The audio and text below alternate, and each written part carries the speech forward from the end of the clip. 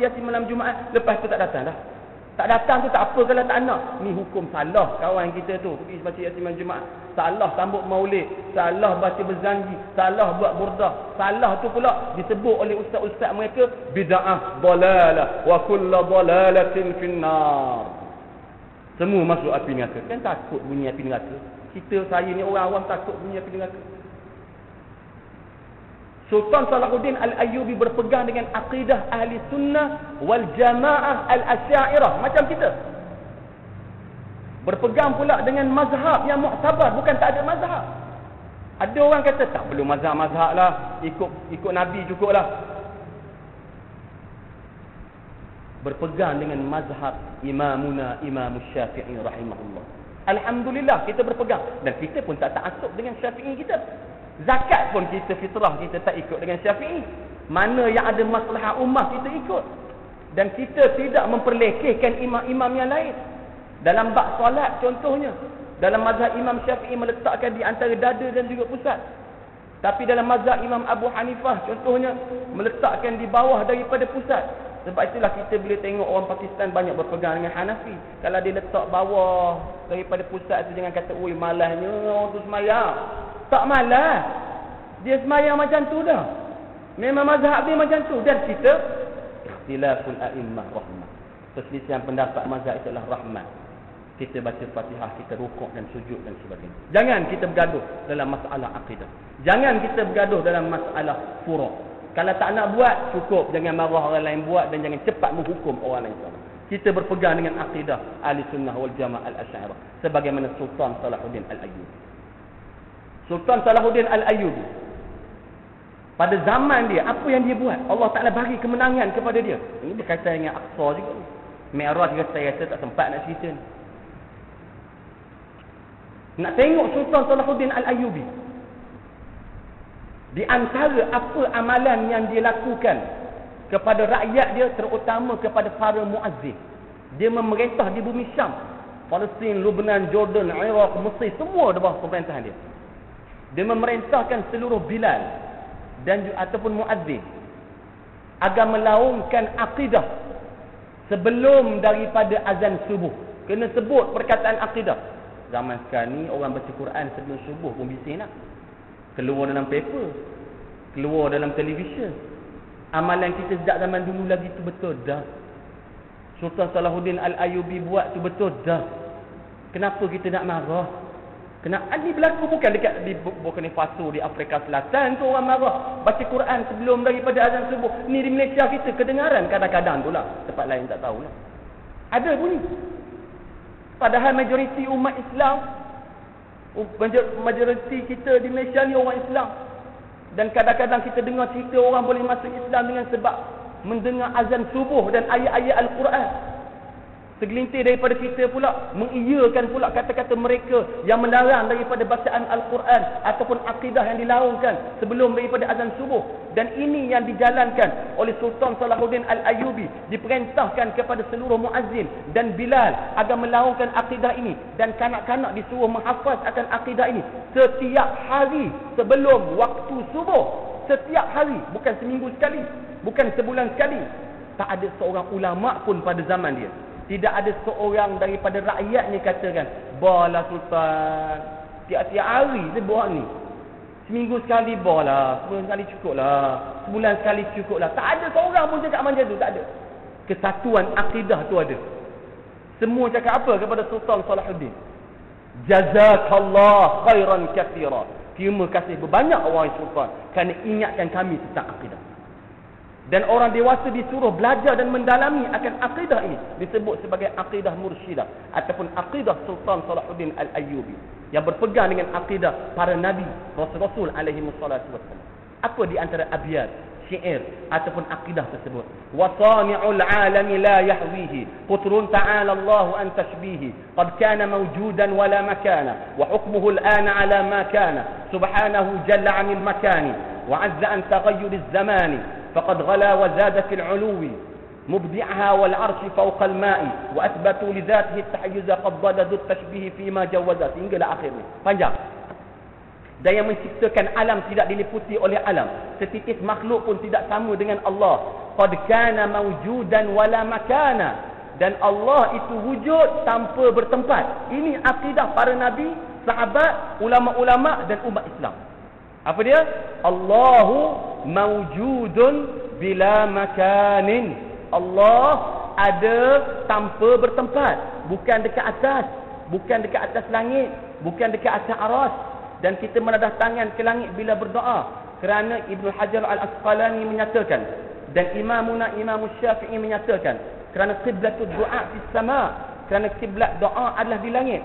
Wa kama qiblatus salah al-Ka'bah, sebagaimana kiblat bagi solat adalah Kaabah, menunjukkan Allah bukan di dalam Kaabah dan bukan juga di langit. Dan logik akal pun kita boleh terima. Langit ada dulu ke Allah ada dulu? Aras ada dulu ke Allah ada dulu? Sidratul Muntaha ada dulu ke Allah ada dulu? Pasti akal yang waras akan menjawab, penciptalah ada dulu, dan Allah Ta'ala menciptakan makhluknya, dan Allah Ta'ala wujud sebelum daripada aras. Mana mungkin selepas Allah Ta'ala menciptakan aras, Allah Ta'ala pergi pula duduk dekat aras. Hati-hati, golongan musyabbihah menggunakan ayat mutasyabihat. Ar-Rahman 'alal arsy istawa, mengatakan Allah Ta'ala berada, duduk bertempat di atas aras. InsyaAllah dalam bab akidah kita akan bahaskan pada masa akan datang. Tapi kita cukup beriktikad bahawa laisa kamitslihi syai'un, Allah tidak menyerupai sesuatu pun daripada makhluknya. Allah bukan di atas, bukan di bawah, bukan di kiri, bukan di kanan, bukan di depan, bukan di belakang. Lepas tu ada orang tanya lagi, lepas tu kat mana Allah Ustaz? Allah Ta'ala bukan ada di mana-mana. Allah Ta'ala bukan berada bertempat. Yang bertempat itu adalah makhluk. Dan manusia tidak boleh menggambarkan dan tak mampu nak memikirkan tentang Allah. Cukup kita beriman dengan Allah. Sebagaimana firman Allah dalam yang pertama tadi. Subhanalladzi, maha suci Allah daripada persamaan dengan makhluk. Sidang jemaah pendengar dimuliakan oleh Allah Azza wa Jalla. Sultan Salahuddin Al-Ayyubi menyuruh para muazzin dan Bilal melaungkan sebelum daripada azan. Dan ia berkekalan kepada kerajaan Mamalik, berterusan akan amalan tersebut. Sebab itulah Allah Subhanahu wa Ta'ala memberikan kemenangan kepada Sultan Salahuddin Al-Ayyubi kerana mempertahankan akidah. Sekarang ni apa berlaku? Umat Islam mati setiap hari, setiap detik, setiap saat, setiap minit, setiap jam dibunuh. Umat negara Islam kita di dunia ni ada satu pertubuhan nama dia OIC, Pertubuhan Negara-Negara Islam.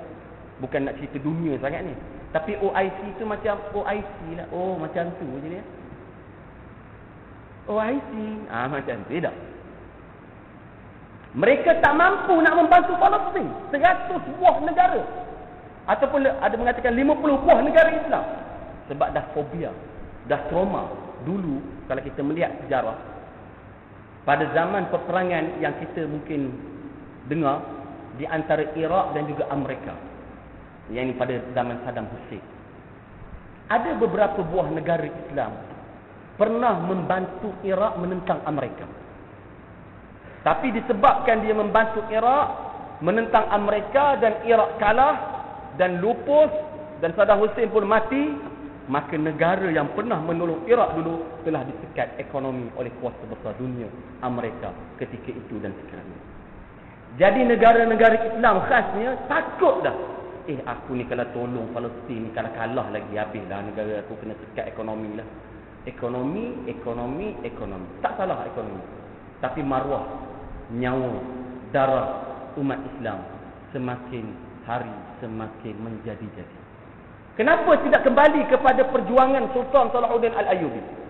Kenapa tidak kembali kepada Khalifah Umar, Ubaidah bin Jarrah? Ini pada dulunya dibuka oleh Sayyidina Umar, yang mula-mula membuka Sayyidina Umar Al-Khattab radhiyallahu ta'ala. Yang ketika itu Ubaidah bin Jarrah pergi ke Palestin, berjaya mengepung orang-orang Kristian di situ, sehingga mereka tidak ada makan dan minum. Sehinggalah mereka itu keluar dan mengatakan, kami mengangkat tangan dan surrender, undur diri, tapi kami nak menyerahkan kunci Baitul Maqdis ini kepada amir kamu. Maka Ubaidah bin Jarrah memanggil Sayyidina Umar Al-Khattab radhiyallahu taala anhu. Sayyidina Umar Al-Khattab radhiyallahu taala anhu datang menaiki keldai daripada Madinatul Munawwarah menaiki keldai dengan seorang hamba ataupun budak yang menjadi pembantu. Kadang-kadang Sayyidina Umar naik dan kadang-kadang orang itu, hamba itu naik di atas keldai sebab boleh seorang je tunggang. Dan Sayyidina Umar radhiyallahu taala anhu mengenakan satu pakaian yang mana pakaian dia itu ada compang-camping yang dijahit lebih kurang 12 jahitan, 12 tampungan seorang khalifah yang kedua, iaitu Sayyidina Umar Al-Khattab radhiyallahu taala.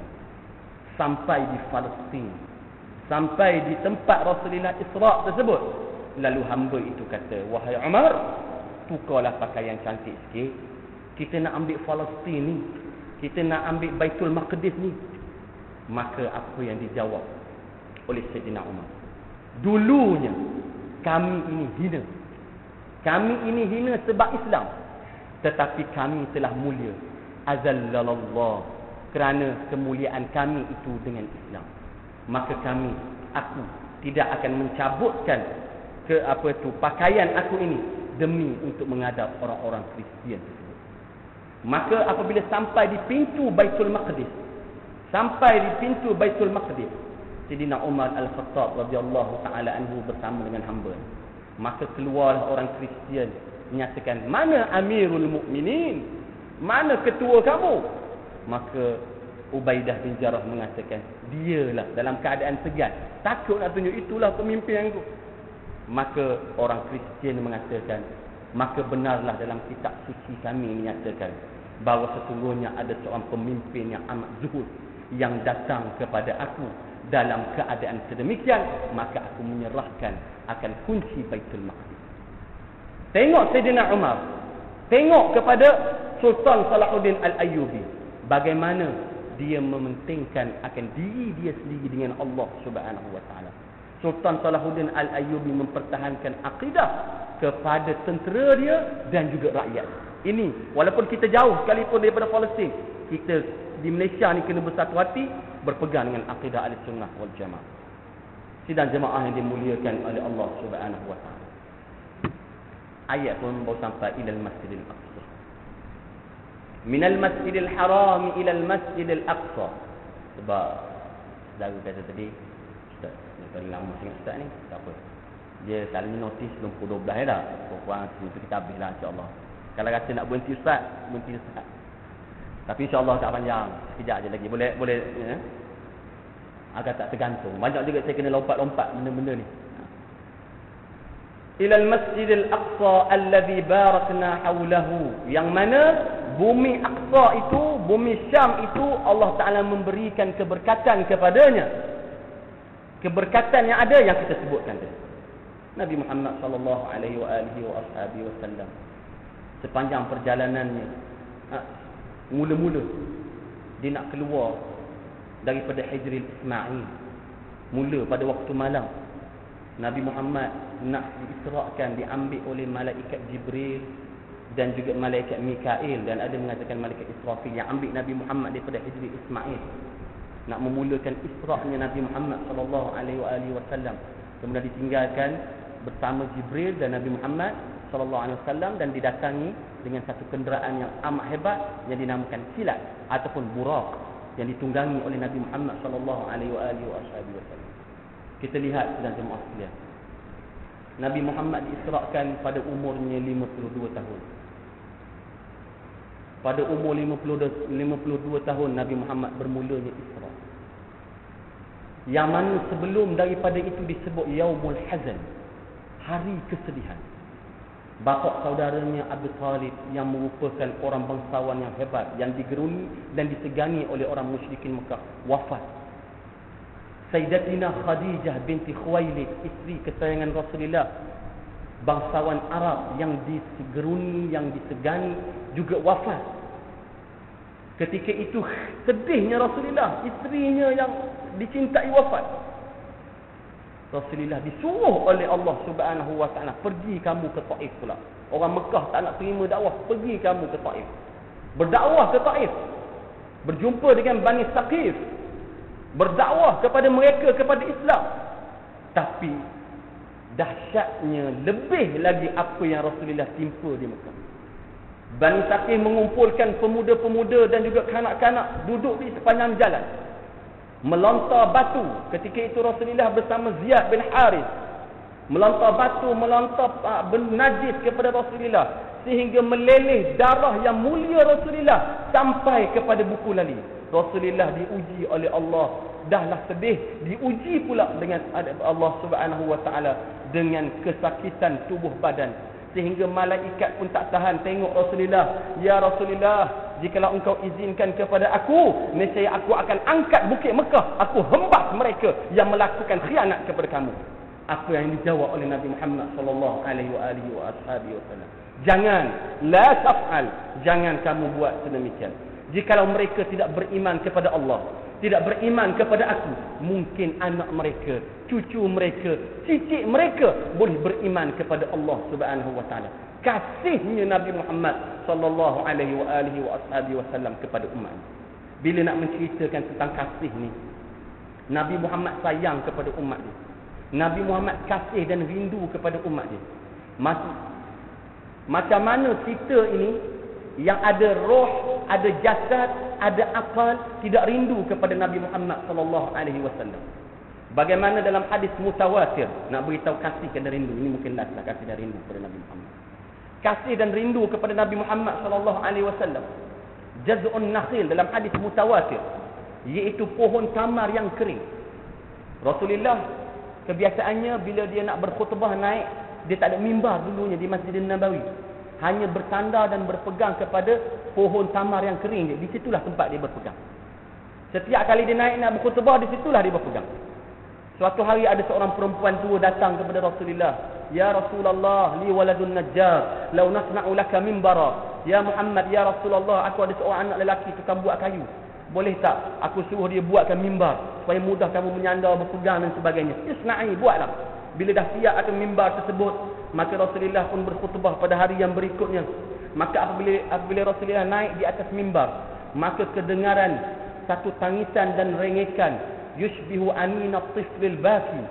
Tangisan seumpama seorang bayi yang menangis, yang merindui dakapan seorang ibu yang keluar daripada pohon tamar yang kering, yang tak ada roh dan juga jasad. Maka sahabat-sahabat semua mendengar tangisan dan rengekan yang keluar daripada pohon tamar yang kering tersebut. Maka Rasulullah sallallahu alaihi wasallam turun daripada mimbar. Maka Rasulullah pergi kepada pohon tamar tersebut, dan Rasulullah memegang dan memeluk akan pohon tamar tersebut, dan Rasulullah bersabda, laulam altazimhu la baqiya ya'innu ila yaumil qiyamah. Jikalau aku tidak memegang, tidak memeluk akan pohon tamar ini, nescaya dia akan menangis sampai hari kiamat kerana rindu kepada aku, kerana kasih kepada aku. Makhluk yang tak ada roh, makhluk yang tak ada jasad boleh rindu kepada Nabi Muhammad sallallahu alaihi wasallam. Kita insan yang ada akal, macam mana bila kita nak mengisahkan cerita tentang Nabi Muhammad, menyebut kalimah Muhammad, apa perasaan kita? Menyebut nama Allah terutamanya, apa perasaan kita? Dalam Al-Quran menyatakan, innamal mu'minuna alladhina amanu idza dzukirallah wujilat qulubuhum wa idza tuliyat alaihim ayatuhu zadatuhum imana. Sesungguhnya orang-orang yang beriman, bila dibacakan, bila disebut kepada mereka nama Allah, gementar hati mereka. Bukan dengan sebab kuat, sebab Allah gementar. Sebab dia belajar sifat Allah, dia takut kepada Allah. Dan bila dibacakan kepada mereka ayat-ayat Al-Quran, bertambah iman mereka kepada Allah Subhanahu wa taala. Rasulullah turut menyatakan tentang kasih dan rindu dan sayang kepada diri Nabi Muhammad. Nabi Muhammad mengatakan, la yu'minu ahadukum hatta ahabba ilayya min waladi wa walidihi wan nasi ajma'in. Tidak sempurna iman seseorang itu kecuali dia mengasihi diri aku, diri Nabi Muhammad, lebih daripada diri dia sendiri, lebih daripada keluarganya, lebih daripada anaknya, dan nasi ajma'in, dan manusia keseluruhannya. Sidang jemaah pendengar dimuliakan oleh Allah Subhanahu wa taala. Kita menyebut kalimah, kita menyebut nama Muhammad sallallahu alaihi wasallam, mendapat pahala dan diselawatkan oleh Allah Subhanahu wa taala kepada kita. Nabi Muhammad sallallahu alaihi wasallam, kemuliaan dia begitu besar, begitu tinggi. Sidang jemaah sekalian, orang Arab, kita kata orang Arab ni kasar. Orang yang pernah pergi Mekah buat haji umrah, ya. Singgung dia orang Arab jatuh rebah. Oi, kasar orang Arab ni dah. Orang Arab hati dia lembut sunat. Ni berlaku depan mata saya sendiri masa di Mesir. Orang Arab ni aksiden ni, kereta ni berapi-api, berasap-asap dia punya enjin dia tu. Aksiden teruk sangat. Tapi orang ni tak ada apalah, keluar tu seorang bawa cotak, seorang bawa pedang. Ya ni bukan puluh-puluh ribu ni kereta ni. Nak bertetak, nak berpukul, nak berbunuh. Datang seorang sahabat yang lain tepuk bahu dua-dua. Salli ala Nabi. Selawat kepada Nabi. Allahumma salli ala Sayyidina Muhammad. Habis geng. Tak ada dah upaya dah. Terus pergi kat kedai kopi, kira lebih kurang. Kita macam mana bila sebut Muhammad dalam diri kita? Tilik dah dalam diri kita. Kita bila rindu kepada tok nenek moyang kita, kita rindu kepada ibu bapa kita yang telah meninggal dunia, kita akan tengok kesan-kesan peninggalan dia. Oh, itulah kain ayah pakai tu. Itulah tongkat yang ayah pakai dulu. Kita bila melihat kesan peninggalan Rasulullah, apa perasaan kita? Kita kena cinta kepada Nabi Muhammad. Nabi Muhammad dalam satu hadis riwayat Bukhari, suatu hari Nabi Muhammad mengumpulkan sahabat-sahabatnya. Ada Sayyidina Abu Bakar, Umar, Uthman dan juga Huzaifah dan sebagainya. Nabi Muhammad tengok seorang-seorang, lama je. Sahabat kata seolah-olah Nabi Muhammad nak pergi jauh daripada kami. Seolah-olah Nabi Muhammad nak pergi jauh sangat daripada kami. Maka Nabi Muhammad bersabda kepada sahabatnya, wahai sahabat-sahabatku, tahukah anda sekalian, kamu sekalian, bahawa ada daripada kalangan kamu orang yang aku rindui, aku takjub, aku kasih. Maka sahabat mengatakan, sudah barang tentulah para malaikat. Ya, Nabi Muhammad kata, malaikat aku rindu akan wahyu daripada Allah. Aku rindu kepada malaikat yang sifatnya tidak ada dosa. Dan aku sentiasa merindui akan wahyu daripada Allah melalui para malaikat, terutama Jibril AS. Tapi ada lagi wahai sahabat. Maka sahabat kata, kamilah ya Rasulullah. Kami sentiasa bersama kamu ketika mana kamu memerlukan kami. Ketika mana kamu senang, kami bersama. Kamu susah, kami bersama ya Muhammad. Ya benar, kamu sahabat aku dan kamu disebut sahabat ashab. Tetapi ada ikhwan, ada saudara-saudara lain yang aku merindui dan aku kasihi. Sahabat kata, tak ada lah ya Rasulullah. Malaikat pun tak habis dah, kami pun dah habis dah. Maka Rasulullah menyatakan, ada. Hum min ummati min ba'dikum wa hum lam yarawni wa hum yu'minuna bi wa ana mushtaqun ilaihim wa hum mushtaqun ilayya. Mereka yang aku rindu, Nabi Muhammad sebut rindu, aku takjub, aku kasih, adalah umat aku selepas kamu semua wahai sahabat. Mereka tidak melihat wajah aku, tidak melihat jasad aku, tetapi mereka boleh beriman kepada aku. Dan aku merindui mereka dan mereka merindui aku. Siapa dia sedang jemaah? Kita semua yang Nabi Muhammad sallallahu alaihi wasallam rindu. Di akhir hayat Nabi Muhammad sallallahu alaihi wasallam, Nabi Muhammad menyebut ummati. Di alam sakaratil maut, sedang dicabut nyawa oleh malaikatul maut, Nabi Muhammad berdoa, Allahumma a'inni ala sakaratil maut. Inna lil mauti la sakarat. Allahumma khaffifi wa khaffif ummati. Ya Allah, sesungguhnya sakitnya alam sakaratil maut, maka engkau ringankanlah azab sakaratil maut kepada aku ya Allah. Dan engkau ringankanlah alam sakaratil maut kepada umat aku. Ya Allah, ya Tuhan aku, jikalau beginilah sakitnya alam sakaratil maut, engkau timpakanlah semua kesakitan umat aku nanti alam sakaratil maut. Biar aku seorang saja yang tangguh. Nabi Muhammad sayang dan kasih kepada umat dia. Walaupun di akhir hayatnya, dia tetap kasih dan sayang kepada umatnya. Malaikatul maut ketika mana nak mencabut nyawa Nabi Muhammad, Nabi Muhammad berkata, mana Jibril tak datang? Lalu Jibril datang turun daripada langit yang menunggu roh Nabi Muhammad. Lalu Nabi Muhammad bertanya, wahai Jibril, aku ni dalam alam sakaratil maut, ceritakanlah, khabarkanlah kepada aku benda yang boleh mengembirakan aku. Lalu malaikat Jibril mengatakan, engkau wahai Muhammad adalah insan yang mula-mula sekali masuk ke dalam syurga. Absyir ya Muhammad, bergembiralah wahai Muhammad. Nabi Muhammad tak senyum, Nabi Muhammad tak bergembira. Khabarkanlah lagi wahai Jibril, apa benda yang boleh mengembirakan aku. Lalu Jibril menyatakan, ya Muhammad, sesungguhnya umat kamu adalah umat yang pertama kali, yang mula-mula sekali masuk ke dalam syurga Allah. Baru Nabi Muhammad gembira. Baru Nabi Muhammad senyum. Kerana apa? Kerana umat dia adalah umat yang mula-mula masuk ke dalam syurga Allah Subhanahu wa taala. Bilal bin Rabah. Bilal bin Rabah seorang muazzin, seorang Bilal Nabi Muhammad. Yang mana dia ketika mana Nabi Muhammad wafat, Bilal terus pergi meninggalkan bumi Madinah. Pergi ke bumi Syam, tak nak duduk dia dekat Madinah. Abu Bakar tanya, "Ya Bilal, kenapa kamu tidak meneruskan rutin harian kamu sebagai muazzin? Bilal, azanlah kamu." Bilal mengatakan, "Aku tak mampu untuk tinggal di Madinah. Dengan sebab aku yang menjaga keperluan dan pakaian Nabi Muhammad. Aku bila lihat saja jubah Nabi Muhammad, aku melihat akan kesan gelas Nabi Muhammad, aku akan rindu sangat kepada Nabi Muhammad.